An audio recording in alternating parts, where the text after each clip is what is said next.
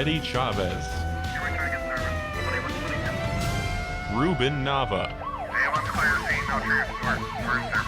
and Jesse Romero. Jesus 911. Good morning, Jesus 911 on Virgin Most Powerful Radio. My name is Ruben Nava, my partner Jesse Romero. We make up a two-man car, and today we have a special guest, so we have a three-man car. Henry Romero's with us today, brother of Jesse, and he's Jesse. Good morning, Henry. First of all, good morning. Okay, we're getting his sound together, but you know, Henry's like what you see on the news when you have a pursuit going on. They call the expert in to go ahead and call the pursuit from the air or from his couch. These experienced people who have seen these things. We have Henry in here to talk about some new information has been released on the George Floyd murder, and it could be a game changer. So we're going to talk about that all day on the show today. And Ruben, again, I think that's the whole point of this show. I want to talk about it because, and we may even disagree in that, which is okay. I don't think it's in fact, I know it's not a murder. I would say that right now. I'd put my hand on 1,000 Bibles and say, because when you read the definition of murder, it doesn't fit the qualifications. And I think this is what the whole show's all about, based on new evidence coming out. Let me check. Henry, can you hear us? Yes, I can. Can you hear me? Okay. Yeah. Great. Yeah. Okay. Well, let me introduce this one article. Then I want to get everybody's feedback here. And I've already kind of staked out my position. As I recall, and you guys correct me if I'm wrong, you guys still live in California. What's the definition of murder? 187 PC in California. It is the killing of another human being with malice aforethought, correct? That is correct. Yep. Okay. Well, based on that definition, I think from day one, you're never going to get a murder conviction. But as we look at this article, I'll tell you why this has been politicized, and who knows how this case is going to turn out. But here's what the article says. The article says, Tucker Carlson announces George Floyd fatally overdosed with fentanyl, and a lawsuit is brought to force release of hydroxychloroquine to the public. Now, last time all three of us had talked, I didn't know how much fentanyl this guy had in his body. That wasn't even an issue in my mind. Right. As I talked about it, and I even wrote an article for Church Militant. But this article to me is a game changer. And Ruben, you work narcotics, so you know a whole lot about this stuff. Yep. Let me read the first paragraph, then I'll take it out. Let Ruben, you start making some comments. It says, YouTube censors took down Tucker Carlson's George Floyd broadcast. Why do you think they did that? I would say because Tucker Carlson gave a balanced view of what happened, and that's not allowed under this liberal progressive climate. The article says, here's a related doubleheader today. Okay, Tucker Carlson on Fox News announces the What I and John Paul Leonard, that's the writer of this article. The writer of this article, his name is Paul Craig Roberts. I don't know who he is, but he writes some pretty good articles. I've read some of his stuff in the past. So him and his buddy John Paul Leonard wrote this article. He says, both of us told you guys 2 months ago, George Floyd fatally overdosed with fentanyl. Now a lawsuit is brought to force release of the hydroxychloroquine to the public, which is a second topic. And the rest of the media continues to lie to protect the anti-white agenda, the big farmers' profit agenda. Ruben, you and I talked a little bit about this a while back ago, and you actually gave me a mouthful about the whole fentanyl thing. I want to hear what you have to say now that we have this information and what Henry has to say. Again, because they're trying to pin a murder on this on this arresting officer. Again, I don't think it fits the qualifications of murder based on the definition in any state. And now this announcement, the fact that this guy was as high as a kite. Ruben, what does that do for your perspective if you were sitting on the jury as a civilian? You convict this guy based on what you know about fentanyl and the amount of fentanyl he had in his body. No, in fact, the last few years of my career, fentanyl really came to the forefront, and we've even started a fentanyl task force, and there were so many police that were being overcome by finding it in the field. Just a small trace of it to maybe it touched their hands, got through their pores, or they breathed it in, and guys were going down, man down. So they were taking precautions, and they were giving us the guys out in the field. They were giving them equipment to use, and one of our dogs was killed by it. Wow. And so in 2017, 59.8% of opioid-related deaths involved fentanyl, compared to 14.3% in 2010. It's a powerful synthetic opioid, and it's similar to morphine, but it's 50 to 100 times more potent, and some even say 200 times more potent. And so it's synthetic. So there is a medical use for fentanyl, but what's being used on the streets, it's being made, and they're lacing other drugs with it to enhance the high. I know that heroin is commonly laced with fentanyl, and meth, and sometimes cocaine, and it affects all parts of the body. And it includes like extreme happiness, drowsiness, nausea, confusion, constipation, sedation, problems breathing. That's a big one, and unconsciousness. Key in on that. People are dying from fentanyl, and it's just to give you it's been said that 3 nanograms per milliliter is enough to be a fatal dosage. That's the size of a pinhead. When you unpack a shirt, some of you guys, when you get a shirt out of a package, they've got these little pins that keep the shirt all folded up. Just think of that little pinhead that's on top of there. That amount could kill you.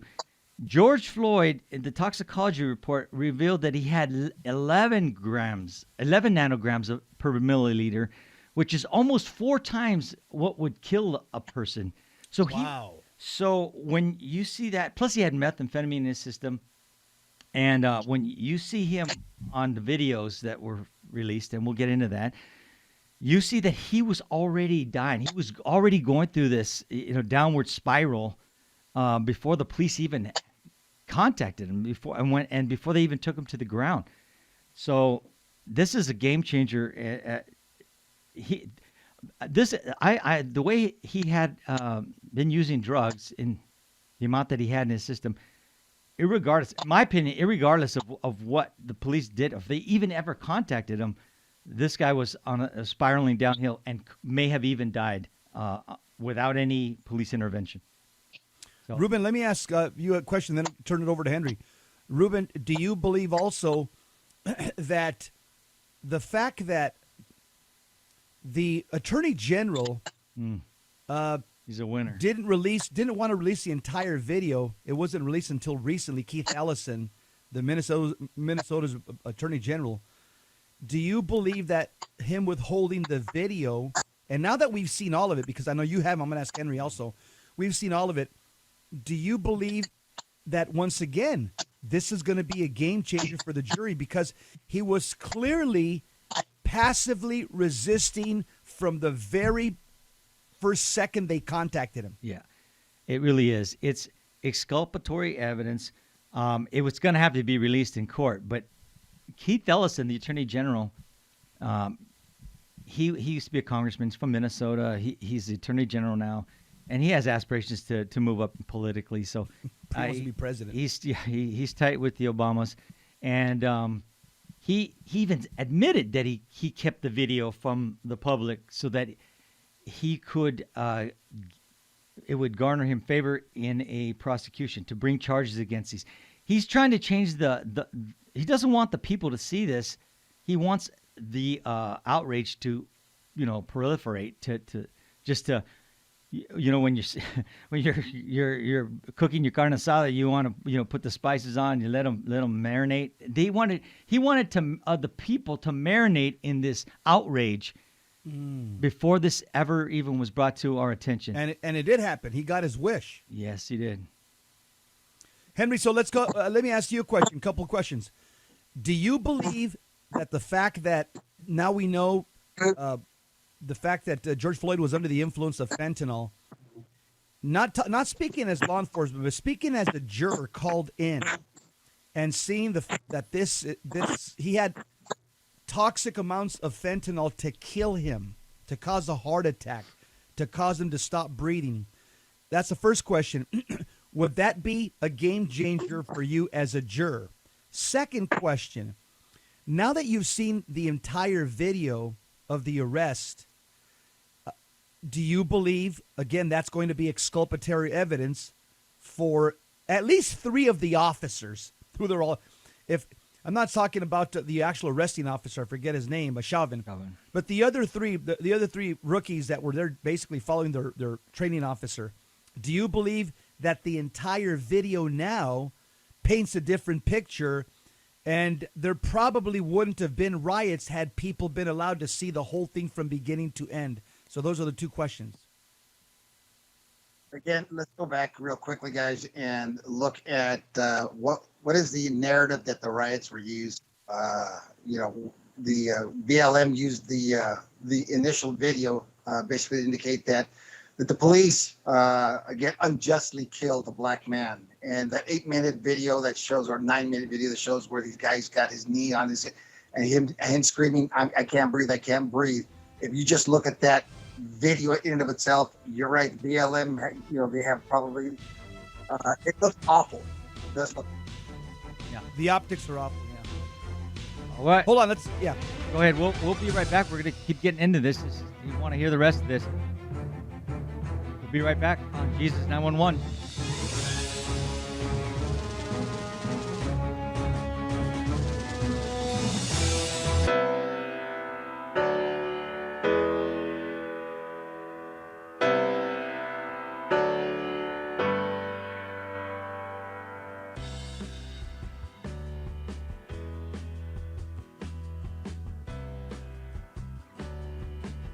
In Luke 7, Jesus said, I tell you, her many sins have been forgiven her, because she has been shown great love.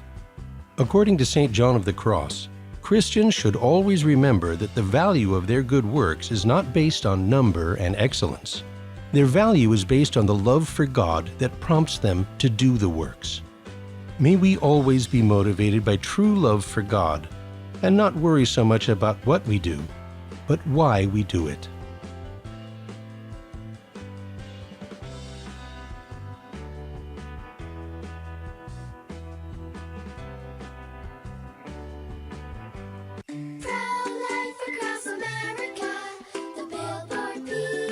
How does the baby move in your tummy? How does the baby eat?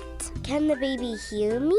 How did the baby get in there? Wow, a pregnancy can sure generate a lot of questions. But what's important is that a baby is a baby, inside and out of the womb. Not just after birth, but 9 months before, at conception. That's right. Every baby is a miracle. Hello, my name is Marianne Koharski. I'm the director of Pro-Life Across America. If you know someone who is pregnant or in need of alternatives or assistance, or would like to support the work of Pro-Life Across America, please visit our website at prolifeacrossamerica.org, or better yet, simply dial pound 250 on your cell phone and say the keyword pro-life. Pro-Life Across America is non-political and totally educational. A baby's heart is beating 18 days from conception. Pro-life across America, the Billboard people. Buying or selling your home or your business property? This is Terry Barber. Real Estate for Life underwrites the Terry and Jesse Show, and they can connect you to one of 900 pro-life real estate agents around the world. And when they receive their referral fee, they will give 80% of it to a pro-life organization. Wow, that's 80%. realestateforlife.org, 877-LIFE, US 1.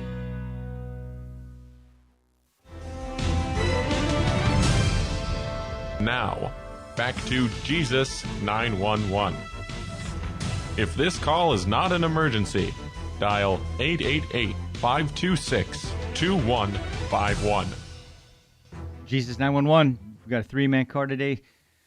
We got Jesse, Henry, and myself. We're talking about the George Floyd case. We're revisiting it, and some new information has been released, and we have to bring it to you. Go ahead, Jess, or Henry. Yeah, Henry. So go ahead. Tell us about the fact that, as a juror, the fact that this guy was high as a kite. He had so much fentanyl in the system. I think a good prosecutor is going to be able to make the case to a juror, or a good defense attorney, excuse me. He's going to say this guy died of basically a heart attack as a result of the fentanyl, the large amounts of fentanyl in his system. His heart gave out way before, he made contact with the officers. He was already dying. I think that's what's going to be the defense, and I think it's going to be a pretty good defense based on science and based on medicine.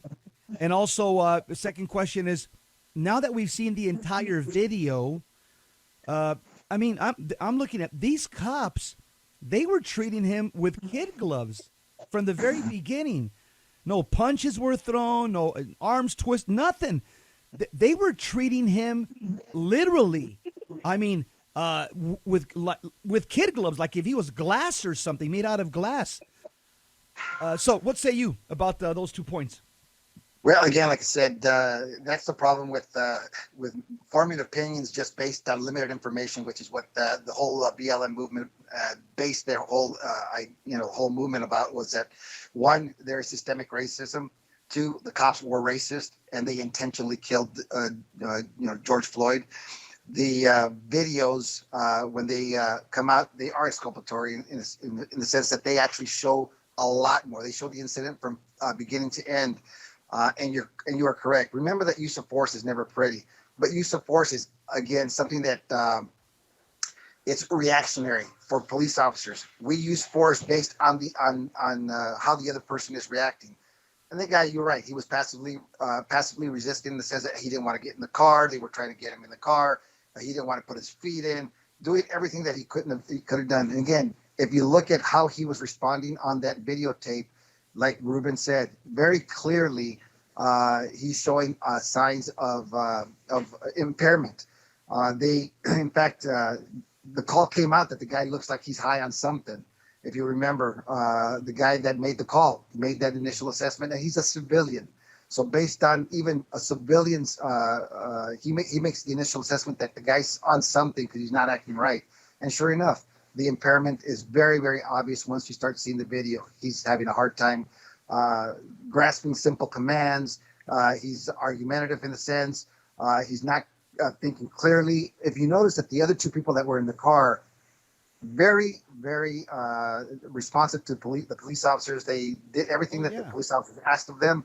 They were told to get out of the car. Do you guys have any ID? They had conversations with them. And again, they responded without a problem, And but Mr. Floyd, or George Floyd, you could see that he was definitely impaired or doing something. And the evidence, like I said, the new evidence shows that the officers were simply reacting to how he was, what he was doing. They didn't want to get in the car, and at some point they ended up having to pull him out of the car and lay him down flat. And again. Did he die from a drug overdose? You've got two conflicting. I think right. You're going to get two conflicting death experts, reports. Right? Autopsy. Yeah, one is a hired expert, and the other one is done by the state or by the county. And you're going to see two very conflicting reports. It's evident that one of them, they did toxicology. They actually looked for signs of trauma in that area, so anything that could have caused him to die. They couldn't find any of that stuff. And yet you got the conflicting one, the one that was a hired gun, that says, oh yeah, he obviously died from being choked to death. That's going to be very interesting. You got very conflicting. And now, and what's the evidence going to prove? Like you said, Jesse, I think the evidence is going to show that there's going to be, it's going to support more the state, the county's view of how of how the person died, rather than how the hired gun thinks the guy died. Ruben, what do you think? Well, yeah, I think you're right. You're absolutely right, Henry. What's interesting when you watch the video, how many times George Floyd says, "I can't breathe. I can't breathe." I'm claustrophobic. He didn't want to get in the car. I'm claustrophobic. And the officer says, "I'll put the windows down. I'll put the air on." And oh man, I'm gonna die. I'm gonna die. This is before he's even gone to the ground. And what's interesting is that if you remember when they approached the van, the windows were up. He was locked in his van. So why is he now saying that he can't go in there?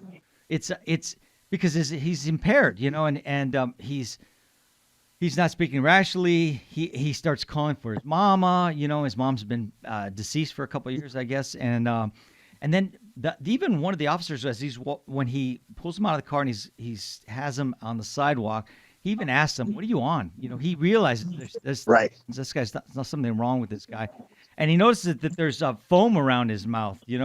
And that's a lot of people who use drugs.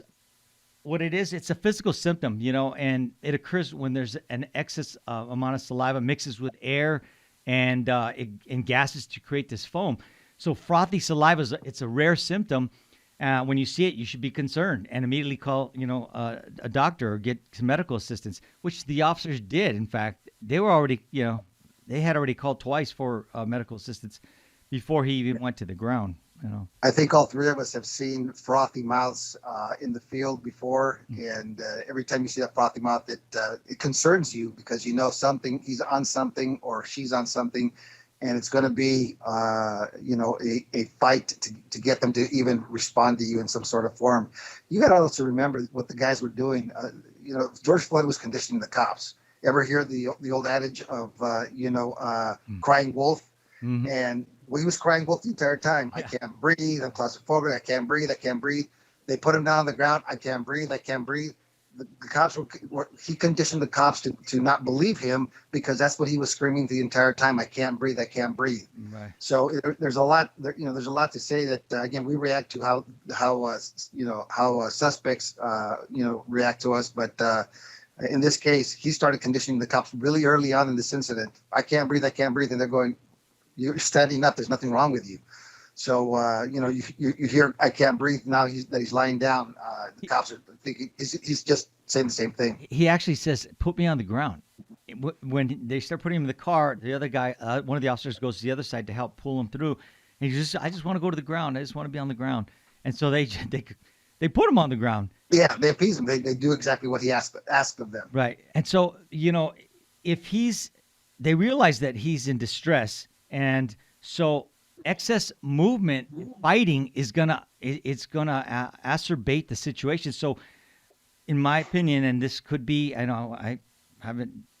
the officers haven't said so, but they could have just been trying to restrain him so that he would not go, pass out before the paramedics could get there. So by keeping him on the ground, and by the way, the position with the knee on the neck. It obviously wasn't cutting off his circulation because, both of you martial artists, how long does it take for somebody to go out when you got a chokehold or something on a karate? It's quick. Quick, right? Seconds, Yeah. 10 seconds, maybe not even 10 seconds. Not even 10. Yeah. So they were on him for 8 minutes. He wasn't blocking his airways, and he was keeping him. Chauvin was keeping him down so he wouldn't keep flopping around and moving, and making the situation worse. He was trying to, in a sense, trying to calm him down so that he will be able to last until paramedics got there, and obviously that wasn't the case. You made a very key observation right now, and that's the third part of this whole thing. You got a lot of evidence coming forward. Obviously the new video puts a different perspective as to what we're seeing. It surely takes away the narrative of he was killed because he was black, and that takes that narrative away. At no point do you see the officers at any time make any derogatory statements against him. No. There's nothing that they do to show that there is prejudice involved here. This was simply an arrest of an individual who was trying to pass phony money. They were going to try to put him in the car. It was a nothing. And they reacted again to Mr. Floyd. Mr. Floyd didn't want to get in the car. He wanted to get put on the ground. Again, non-responsive in his actions. The third area that still needs to be addressed or to make an actual decision is, what are the statements of the officers? What were they thinking when all this was going on? And that's going to be very key as to whether there's intent at any point to hurt the guy, which I doubt most officers, when we're in the business, again, like I said, we are very cognizant of due process, the 14th Amendment and the 8th Amendment, cruel and unusual punishment. We're not there to administer any kind of street justice. We're there to try to take somebody into custody is what we're trying to do, and nothing else. And try to do it as expeditiously as possible. But you're right. The last thing that we're waiting for is what exactly was going through the minds of the officers. That has not been released because I don't know if the officers have even been interviewed. I mean, how do you interview somebody that you fired? Yeah. You can't force them to talk. And that's the other problem with this whole thing. They fired these guys very, very quickly without due process. They were not given any due process at all. And now, again, it's coming out that there is exculpatory evidence that can explain everything that was done by these officers. And the city is going to have a hard time denying them the ability probably to get the job back. The city's going to get hit with a big fat lawsuit. These four guys are going to come out with a nice big paycheck because, again, they were railroaded. They, like you said, just because you're a cop doesn't mean that the Constitution doesn't apply to you anymore. Right. They weren't given due process. Right. And they did this. It was a knee-jerk reaction by the government, by the police department, by the attorney general, basically just to try to throw red meat to the sharks out there, BLM, Antifa, and all these other anarchists, and also to throw red meat, I think, to the mainstream media. Let me read this one part of the article here, and I want to get you guys' take. It says, as Minnesota's black attorney general, Keith Ellison, clearly admits on Tucker Carlson, he withheld the police video of their encounter with Floyd in order to aid his prosecution of the police officers who he falsely indicted. In other words, the video does not support the indictment or the official story that the despicable lion press, this author writes this, had beat into your head by endless repetition and misrepresentation. Second thing I want to put out there. The video clearly reveals an agitated and uncooperative Floyd, complaining of difficulty breathing long before the infamous knee on neck, a routine restraint part of police training. Okay, let's take that statement. This is a very true statement, and this is, I think, it's what's going to give the defendants, they're going to walk out of court because this is an absolutely true statement. He's uncooperative, number one, but number two, he's complaining of difficulty breathing way before Chauvin puts his knee on his neck, which shows that the fentanyl was already killing him. And then it says here that this is a routine part of police training. I don't know what they train in Minneapolis, so I want to get both of your guys' take when we come back about, is this part a routine part of police training, and about him complaining of breathing long before the knee on the neck. I want to get both of your comments on that in the next segment. This is number one. We'll be right back to change that down.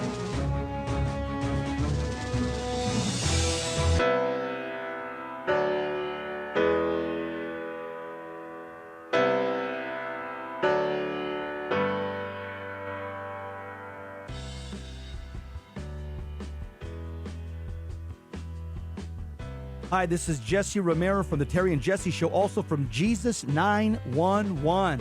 Let's face it, we all need to use the internet, but we need screen accountability. Why? Pornography is a huge problem, especially on the internet. And every time we tap into the internet, we get bombarded with images and temptations that degrade our humanity. So we need Covenant Eyes to block these pornographic sites and advertisements from infiltrating our lives. Covenant Eyes helps us take custody of our eyes and custody of our intellect. So I recommend you go to covenanteyes.com and type in the promo code VMPR to support the network. Protect yourself and your family from the imminent threats on the internet. www.covenanteyes.com, code VMPR, live porn free. Thank you for listening to Virgin Most Powerful Radio. Thank you. God bless you. Keep the faith.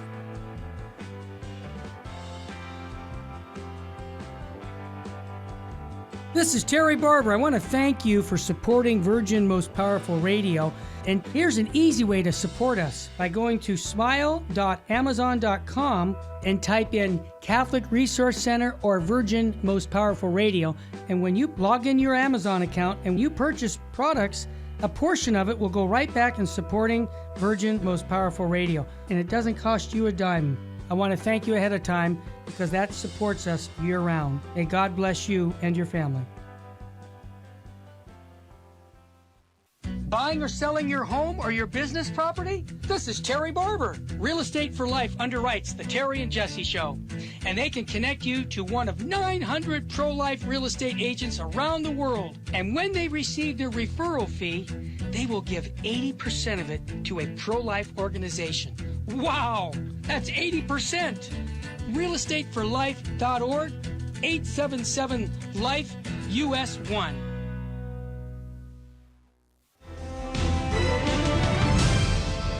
Now, back to Jesus 911. If this call is not an emergency, dial 888-526-2151. We are back, Jesus 911. If you stay ready, you don't have to get ready. We have with us a special guest, Henry Romero, a trained forest expert. He's a former commander on our department, retired commander, and Jesse's brother.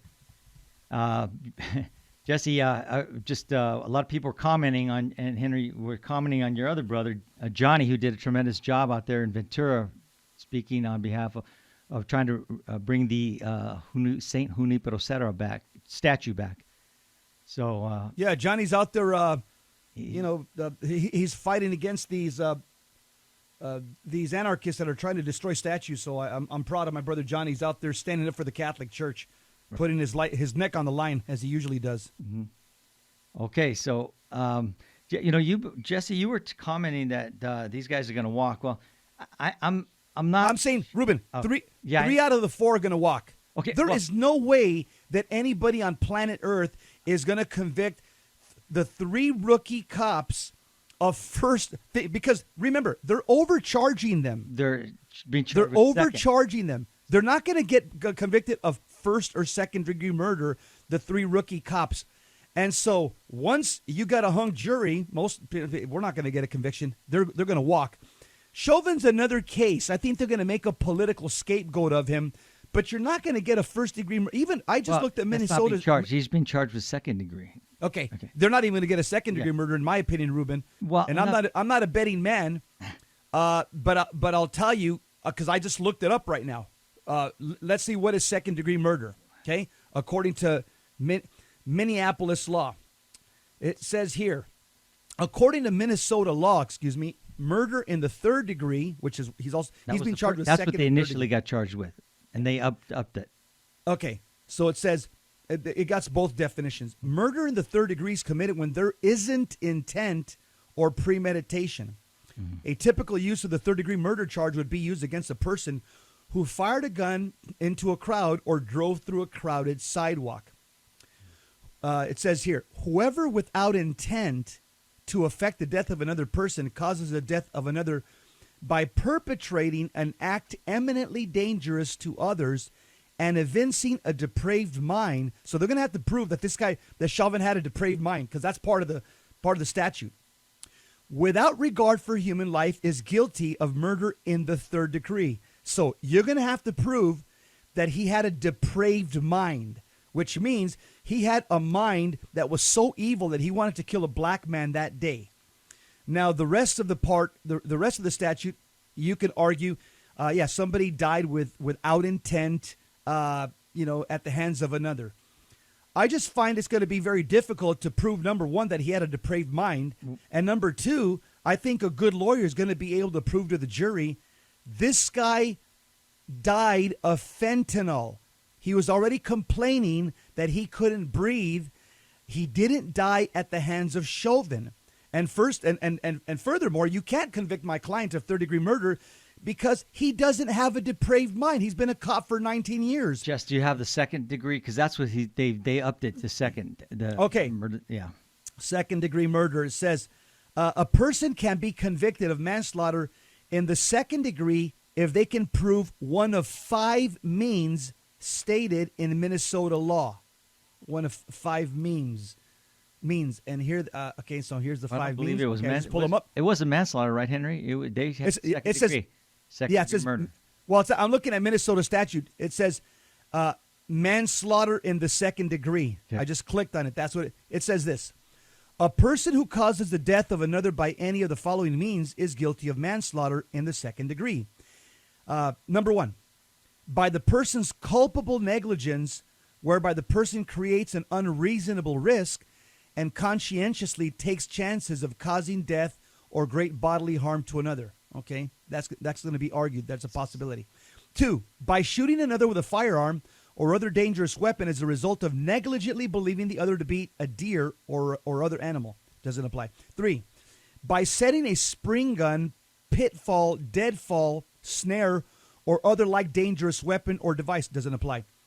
4, by negligently or intentionally permitting an animal known by the person to have vicious propensities or to have caused great or substantial bodily harm in the past to run uncontrolled off the owner's premises or negligently failing to keep it properly confined. Doesn't apply. 5, by committing or attempting to commit a violation of Section 609, neglect or endangerment of a child, and murder in the first, second, or third degree is not hereby committed. Doesn't apply. The only thing that may apply is here. Number 1, the person's culpable negligence, whereby the person creates an unreasonable risk and conscientiously takes chances of causing death or great bodily harm to another.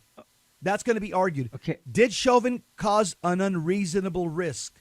That's going to be argued in court. They may find him guilty on that. Comments? Well, Jesse, I think we're looking at two different charges. I mean, you're reading the manslaughter.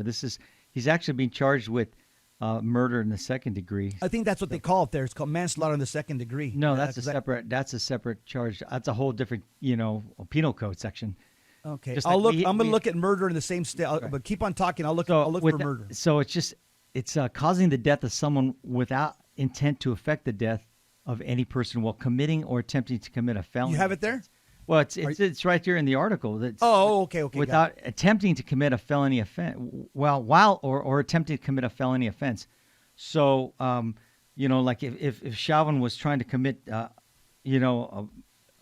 assault on the color of authority, and it causes his death, that could be the death in the second degree. So he didn't mean to kill him, but because of his actions, it led to his death. So that's different. And what I was saying, Jesse, is that I agree. I think they should walk. What I'm saying is that I don't think we're going to find a jury that's going to do that. We're not going to find a judge that's going to have the guts to make that decision, because what could happen after that. We saw that after Rodney King's the 4 officers were released after the first trial and found not guilty, and Bedlam all heck broke loose out here in the streets of LA. We could see the rioting start all over again. What do you say, Henry? You think that they can get a fair trial? Oh, Henry, your speakers. You're muted. Oh, did I mute you guys? There. We can hear you. Go ahead. Okay. It's somehow, again, guys, the whole narrative goes away once you start seeing the entire thing. It's going to be very difficult to get even a jury of their peers there in Minneapolis to even be able to sit down and listen to the entire facts.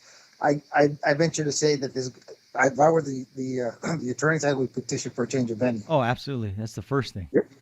And the change of venue is going to be still in the state of Minnesota, but they might be able to get somebody that's not as attached to the actual city of Minneapolis and attached to George Floyd's incident. The optics of this whole case, that's what they're going to go ahead and rely on to actually, to Jesse's point. The optics of the case, is they're going to go ahead and try to get probably a manslaughter 2 charge, because there is no way that he is guilty of murder in the second degree. And again, this is just my humble opinion, but he had to have been trying to commit assault under the color of authority, and that's where you want to see what is the state of mind, what is Mr. Chauvin's state of mind, and that's going to be very, very, very crucial as to whether they're going to be able to convict him of that crime. And again, you got to remember, he doesn't have to talk. He can just go ahead and invoke his Fifth Amendment and let the evidence speak for itself. So again, we may never hear that part of it, because he does not have to say anything about why he intended. The only reason they would get that out of him is if they coerced him into a statement via an internal investigation. most departments, if they're going to go ahead and do an internal investigation, which is being done, but you can't force an employee that you fired you can't coerce them to go ahead and talk to you, because you fired them. But if he was still employed, they'd be able to get a statement out of him to be able to go ahead and get that information. Right. Here's what the article says. I want you to get your comments on this. The police realized Floyd was on drug overdose and called for paramedics. Floyd was being held still so as not to exhaust his restricted oxygen capability in agitation.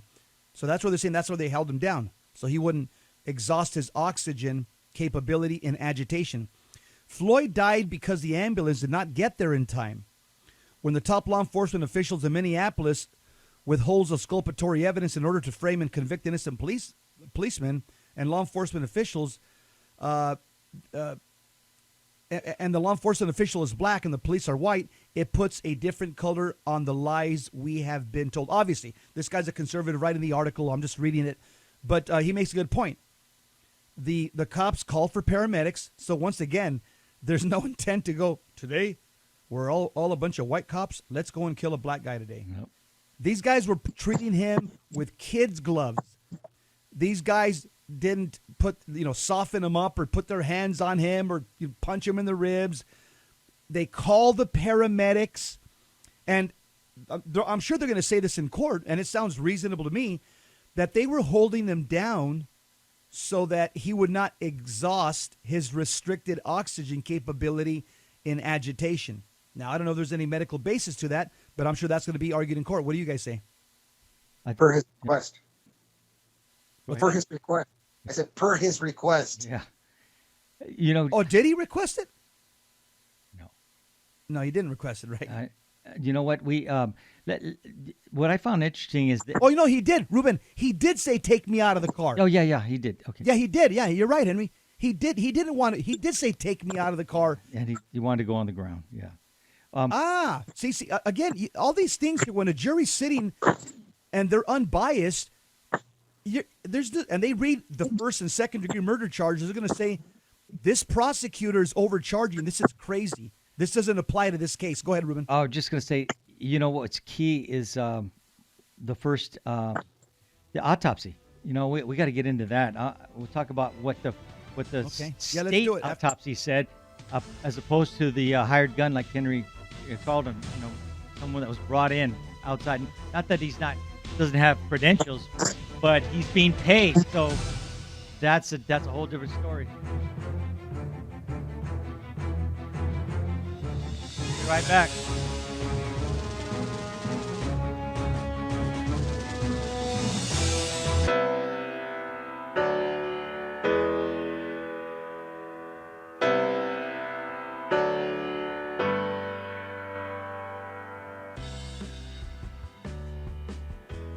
Leviticus 11:44 says, "Consecrate yourselves and be holy, because I am holy."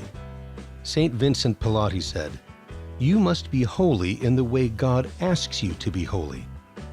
God does not ask you to be a Trappist monk or a hermit. He wants you to sanctify the world and your everyday life. May God show us the path to holiness and help us to follow it all the days of our life.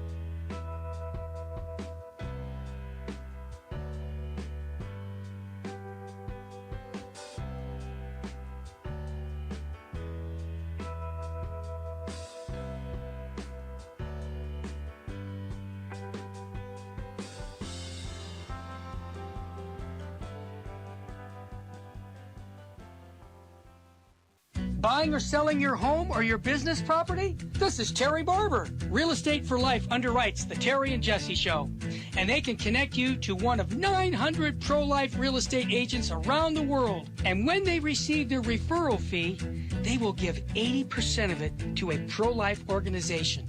Wow, that's 80%. realestateforlife.org, 877-LIFE, US 1.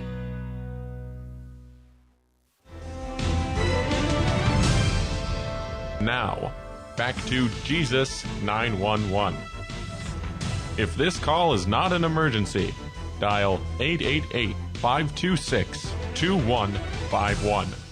Jesus 911, blessed are the peacemakers, and we are talking about the peace officers out in Minneapolis who we may have been railroaded on this, and we're talking about the difference in the two coroner investigation. The coroner gave his take on it, and what he said was that the autopsy report said that there was no life-threatening injuries identified, no facial, oral, mucosal, or conjunctival pataceae, no injuries of interior muscles of neck or laryngeal structures, no scalp, soft tissue, skull, or brain injuries, no chest wall, soft tissue injuries, rib fractures, other than a single rib fracture from CPR that was given by Officer Lane in the ambulance.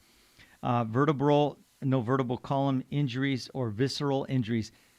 Incision and subcutaneous dissection of posterior and lateral neck, shoulders, back, flanks, and buttocks. Negative for occult trauma. No trauma. No, this guy wasn't roughed up. He wasn't even. It didn't even show that he was choked to death. So. We're going to find, I believe we're going to find that George Floyd was suffering the effects of self-administered, a toxic overdose of fentanyl, a dangerously powerful synthetic painkillers, signs of which include severe respiratory depression, seizures, hypertension, coma, and death. According to this toxicology report, Floyd, as I mentioned earlier, Floyd had over 3 times the potential lethal amount of fentanyl in his blood when he expired. And he said at least, I believe it was 7 times that he couldn't breathe before he was ever on the ground. And police called for medical services to render aid to Floyd. So they were doing what they were told to do. And the other thing is that every action that they took, in my opinion, was in accordance with their official MPD training.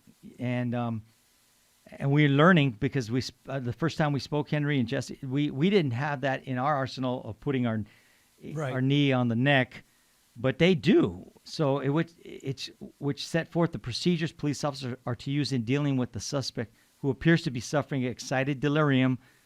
These procedures, which include kneeling on the side of the suspect's neck, are designed to enable the police to safely subdue an agitated, incoherent, non-compliant individual in the throes of excited delirium.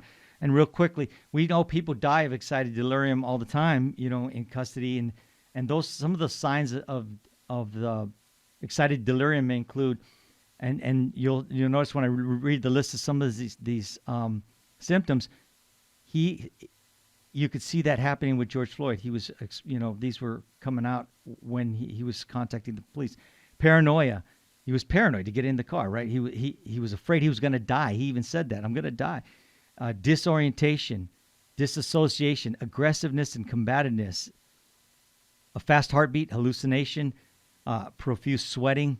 He was incoherent speech or shouting, unexpected strength, typically while trying to resist the restraint, and hypothermia, overheating, and inappropriately clothed, having removed garments. Sometimes and if you notice, he didn't have, he just had like a tank top on or something. He was hot, and that's what those drugs do. They cause your body temperature to elevate, and so profuse sweating. What do you guys say? Ruben, you should be the defense attorney. Oh. You got all the data right there. You should email all this to the defense. Oh, they got it, man. Well, I don't know where you got this from, but you looks like you've done your homework. Henry, you got comments? Again, excited delirium is one of those things that has been around for a long time. It was, in fact, cops started really being trained on this in the I would say in the late 80s, early 90s is when a lot of police departments really started focusing on that, and that's when things started changing as to how we, for example, hobble restraint was changed. The procedures for hobble restraint were changed. Keeping the people on the ground on their stomach was changed. Excuse me. Where officers were taught, put them down, arrest, hook them up, and then as quickly as you can, put them on their side. Because we don't want officers to get involved with this excited delirium. We're doing everything in our power to go ahead and alleviate excited delirium, at least on our part. There's a lot of things that have changed in law enforcement. Again, in this case, the only problem, and again, the only thing that's going to be problematic is keeping him on the ground for as long as they did. And I understand that they were waiting for paramedics. That's what they were doing, is waiting for paramedics. But just a simple turning him over on the side would have alleviated that. Hey, you didn't do anything. You were trying to kill him. And I know that's not what they were trying to do. No. Because there's no, like I said, now that you see the entire context of all the video, they were just holding him there waiting for paramedics to show up. Bottom line. That's what they're going to argue in a court of law. Their attorneys are going to say, and this is part of police policy. This is how they're trained.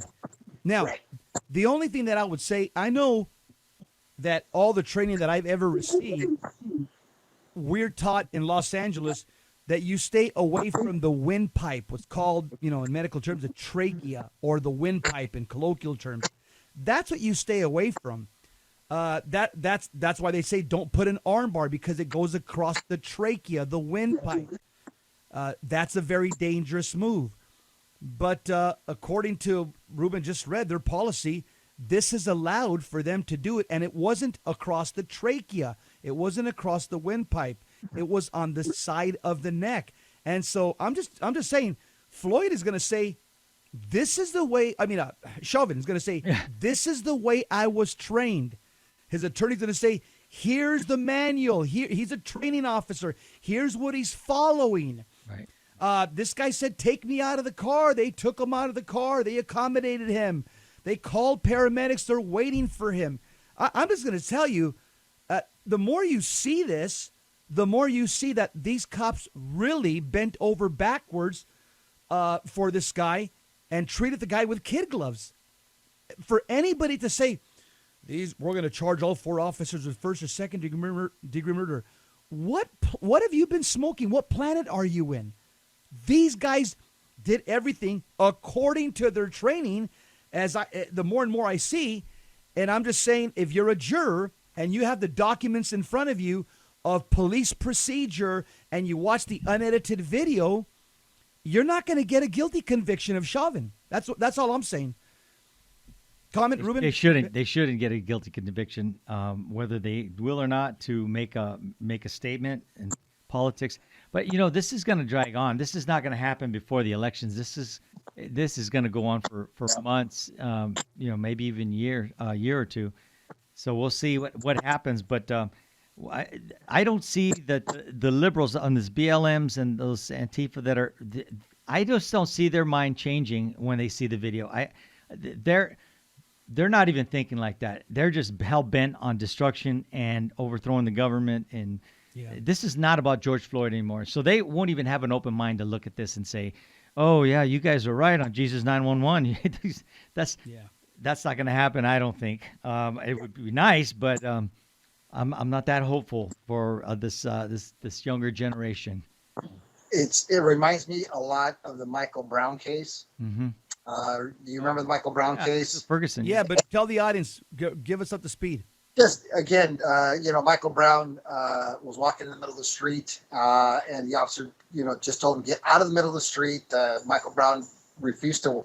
In fact, he started walking back towards the officer. The confrontation occurred.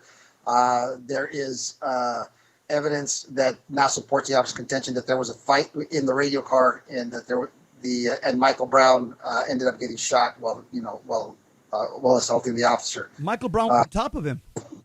Right. And so we've got the initial narrative is that Michael Brown was in the middle of the street with his hands up. That was the initial narrative that was being portrayed by BLM at the time. Just like in this one, you know what? The systemic racist cops killed George Floyd. And again, that's the narrative that they're trying to sell to the public. And unless you actually watch the entire videos, which I'm sure that half of America has not, because they're not interested in it, because the media is not showing that. Right. Media's shown the first 8 minutes, the optics, the ones that support the narrative of systemic racism. That's what they've shown on TV. And that's the problem, is that you won't. I have not seen one network show the exculpatory evidence or the additional evidence to show that things that, again, the media has a responsibility to present an unbiased case. They're supposed to present both sides. And the problem here is the media is not presenting the second side. And that's why, Ruben, you're right. We can hope and pray that people will look at the second part of this video and then maybe form a different opinion. But will that ever happen? Not unless the media assists. And right now, it doesn't appear that the media is going to help out in any way for these officers. Yeah, you have to go to conservative sites to try to find that video. Well, Tucker Carlson did put it out in his show, but they took it down. Well, you could still go to took the it down. Fox. You could still see it on his Fox link, but you can't. There's a link in this article. If those who are listening, go to our webpage. Jesse has already posted the links that were used to some of these articles, and they take you to other links.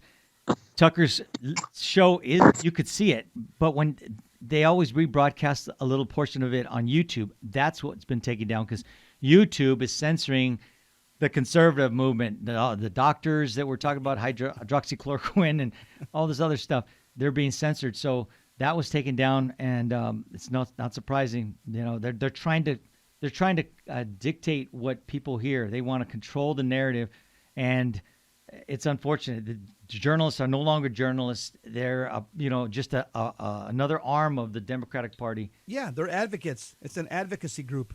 That's right. Hank, final comments on this whole thing? Wrap up? The whole, again, you know what? It's everything that we've been talking about is a plus for the officers. It's going to help them immensely. And again, if the media did their job, a lot of these protests, that are currently still out there because of justice for George Floyd, which we all know it's a lost argument at this point, but this justice for George Floyd, if the media did their job as they're supposed to and presented the second side of this thing, things might change a little bit. It might change. And that's what I would hope for. Seattle, Minneapolis, Portland, Chicago, all these places that are currently having problems, Denver. If the media just did their job, maybe we wouldn't have the continuous riots. I think they look forward to going to these funerals, so people like Obama can make political statements at the funeral, right? Lord help us. God, come to our assistance. Yes. Hey, Henry, Ruben, take it away. Really good, Henry, to have you on our show again. Really appreciate you coming on. It was fun, guys. We enjoy it. And I know our listeners enjoy it, so we have to do it again. Hopefully it's not another case like this, but exactly. You've been listening to Jesus 911, and we are turning the airways over to Gary Mishuda from Hands On Apologetics. Thank you for listening. And remember, we'll be out at the cathedral from 11 to 1 on Sunday, peaceful protesting and praying to open the churches fully. God bless you. Saint Faustina's Prayer for Priests. O my Jesus, I beg thee on behalf of the whole Church, grant it love and the light of thy Spirit, and give power to the words of priests, so that hardened hearts might be brought to repentance and return to thee, O Lord. Lord, give us holy priests. Thou thyself maintain them in holiness. O divine and great High Priest, may the power of thy mercy accompany them everywhere, and protect them from the devil's traps and snares, which are continually being set for the souls of priests. May the power of thy mercy, O Lord, shatter and bring to naught all that might tarnish the sanctity of priests. For thou canst do all things. Amen. Virgin most powerful, pray for us.